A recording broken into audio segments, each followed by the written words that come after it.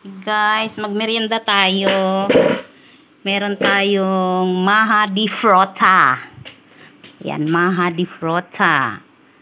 Ito, yung white na to ay pineapple slice na nakakan. Tapos itong orange is dried apricot. Diba, no? Apricot na over man sa pronunciation. Apricot. Di apricot mang gidna, hindi man apricot. Apricot. Tapos ito is sweet dates yan. Ito, dates yan, dates.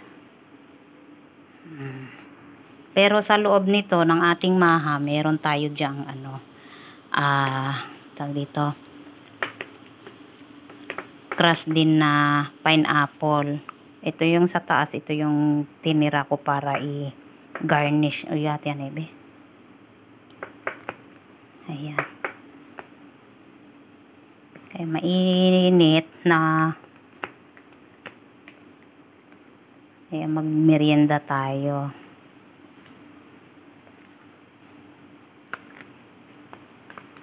Ay. Siya ba ni ay? Ay. Up. Up.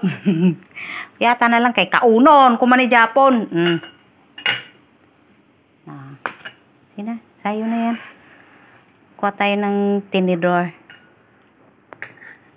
Kuha ka dyan. Teka lang. Kuha muna ako ng tinidor. Tikman natin.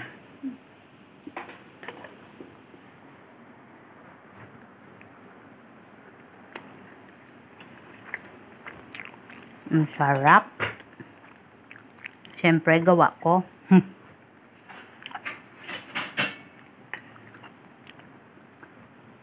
Tubig at saka ibap lang nilagay ko dito.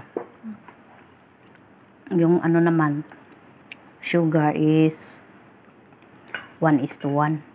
2 cups man na sugar. Pero yung is ay hindi pala naamabot ng 2 cups kasi binawasan ko ng konti dahil matamis din tong ating pineapple can.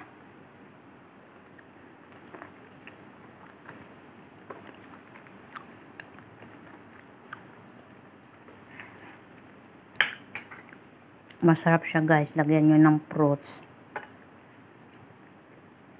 Ito kasi pwede yung raisin. Pwede din lagay sa taas.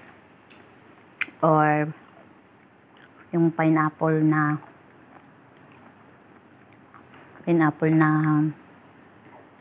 ang tawag doon?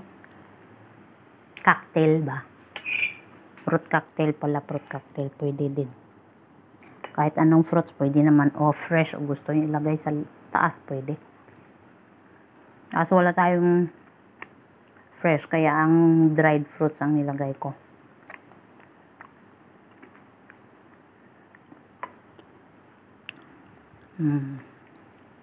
Ay, parang labo ng camera ko ay.